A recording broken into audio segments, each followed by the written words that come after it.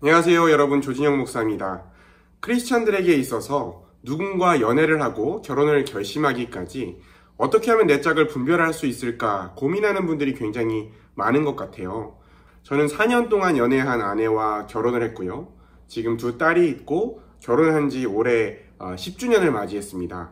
저도 20대 초반의 어린 나이에 제 아내를 좋아하는 마음이 생겼을 때 제 마음을 확인하기 위해서 여러 가지 노력을 했고, 그때 제 아내가 정말 나의 짝이 될 사람인지 확신을 갖기까지 많은 노력을 했었거든요.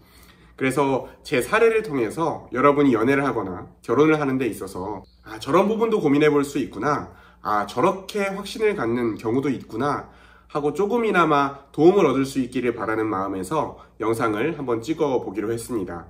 저와 제 아내는 고등학교 1학년 때부터 굉장히 친한 교회 친구였어요.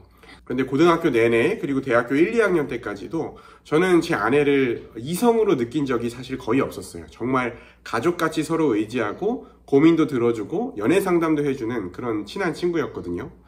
그러다가 어느 날 갑자기 그 친구가 예뻐 보이기도 하고 만나면 심장이 두근거리기도 하고 그러는 거예요. 그 당시 제가 비록 23살이라는 아주 어린 나이였지만 이제 내가 앞으로 연애를 시작하는 사람이 있으면 그 사람이랑 나는 결혼을 해야겠다는 생각을 가지고 있었어요. 꼭 그래야 될 이유가 있는 건 아니었지만 당시에 그런 마음이 있었거든요. 그러다 보니까 그때 두 가지 고민을 했어요. 첫 번째 고민은 내 감정이 얼마나 믿을만한가 하는 고민이었어요. 사실 제가 그때 군대 입대를 한 달 앞두고 있었거든요. 내가 군대 갈 때가 되니까 갑자기 친구가 이성으로 느껴지나? 이 감정이 일시적인 감정은 아닐까? 충동적인 감정은 아닐까? 괜히 연인 사이로 발전시키려고 하다가 친구만 잃게 되는 거 아닐까? 그런 고민이 있었어요. 두 번째 고민은 이 친구가 정말 나와 결혼할 사람인가? 소위 말하는 하나님이 나의 짝으로 예비하신 사람이 맞나? 그런 고민이 저에게도 있었습니다. 그래서 시간을 가지고 제 감정을 확인하는 시간을 가져보기로 했어요. 교회 공동체 안에서 같이 만나보기도 하고 또 친한 친구 사이였으니까 둘이 만나서 식사도 하고 여러 가지 대화를 하고 시간을 보내면서 내가 이 친구를 얼마나 좋아하는지 또 왜 좋아하는지 스스로 점검하는 시간을 가졌어요. 그리고 또 스스로 던졌던 질문 중 하나가 평생 내가 먼저 이 마음이 변하지 않을 수 있을까? 계속 이 질문을 던졌던 것 같아요. 정말 구체적으로 내가 평생 매일 아침에 일어났을 때 이 친구가 옆에 있어도 내가 질리지 않을 수 있을까? 이런 질문까지 했어요. 그러면서 내가 이 친구에게 가진 마음이 가볍지 않구나, 진지하구나, 진실하구나, 그걸 먼저 확인했습니다. 그리고 두 번째는 이 사람이 정말 나에게 맞는 짝인가를 고민했어요. 결혼은 평생 한 명과 하는 거잖아요. 그러면 왜 꼭 이 사람이어야 하는가? 그 이유에 대한 답이 있어야 된다고 생각했어요. 저에게 맞는 짝을 알려면 먼저 저를 알아야 되잖아요. 그 당시에 제가 어떤 게 참 힘들었냐면요, 제 주변에 자신의 어려움을 말하고 도움을 청하는 사람들만 있었던 것 같아요. 대학교에서도 여러 가지 일을 맡고 있었고 아르바이트도 하고 있었고 교회에서도 여러 가지 일을 맡고 있었으니까 책임감을 가지고 해야 할 일이 참 많았거든요. 그런데 나 이런 게 요즘 되게 힘들어, 나 이런 게 요즘 참 너무 어려워, 저에게 와서 이런 얘기를 하는 사람들은 많았는데 저는 얘기할 만한 사람이 딱히 없었던 것 같아요. 그때 기도하면서 뭐라고 기도했냐면, 하나님, 제게 만약에 연인이 생긴다면, 배우자가 생긴다면 내가 말하지 않아도 나를 긍휼히 여겨주는 사람, 나를 불쌍히 여겨주는 사람이었으면 좋겠어요. 저는 그런 사람이 필요해요. 그렇게 기도했어요.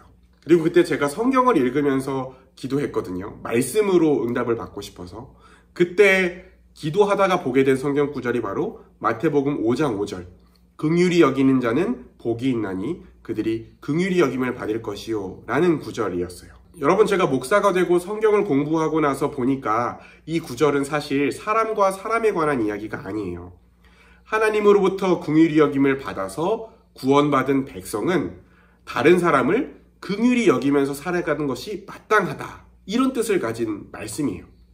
하지만 당시 저에게는 그 말씀이 저와 제 아내에 관한 말씀으로 다가왔어요.